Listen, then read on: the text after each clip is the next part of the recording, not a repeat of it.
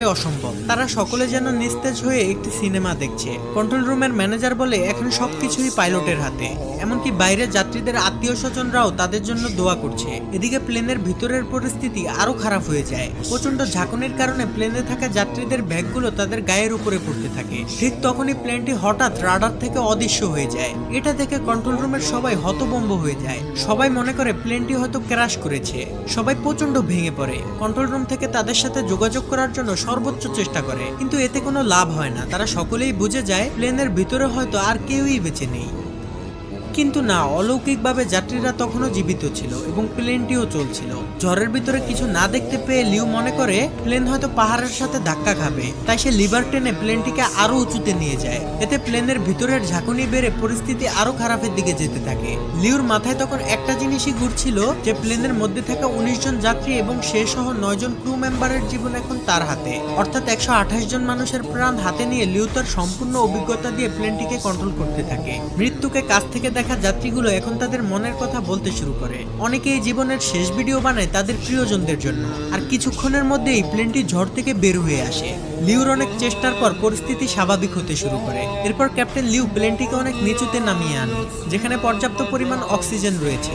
এরপর সকল পাইলটরা ভালোভাবে দেখার জন্য অক্সিজেন মাস্কটি খুলে ফেলে। ঠিক তখনই চ্যাংডু এয়ার কন্ট্রোল সেন্টারের রাডার প্লেনটিকে আবার ডিটেক্ট করে ফেলে। এটা দেখে কন্ট্রোল রুমে থাকা সবাই খুশি হয়ে যায়। তারা যেন বুক ফুলিয়ে শান্তির নিঃশ্বাস নেয়। এমনকি কন্ট্রোল রুমের সাথে প্লেনের রেডিও কানেকশনও ঠিক হয়ে যায়। এমন ভয়ঙ্কর অবস্থা থেকে ফিরে আসা কন্ট্রোল রুমের কেউই যেন কল্পনা করেনি। যাই হোক, রেডিও কানেকশন ঠিক হওয়াতে ক্যাপ্টেন লিউ আবারও কন্ট্রোল রুমের সাথে যোগাযোগ করতে সক্ষম হয়। কিন্তু উইন্ডো শিল্ড ভাঙা থাকার কারণে প্রচন্ড বাতাসে পাইলটদের কথা কন্ট্রোলাররা বুঝতে পারে না। কিন্তু কন্ট্রোল রুমের কথা যেহেতু তারা শুনছিল, তাই কন্ট্রোল রুম থেকে তাদেরকে ইমার্জেন্সি ল্যান্ডিং করতে বলে।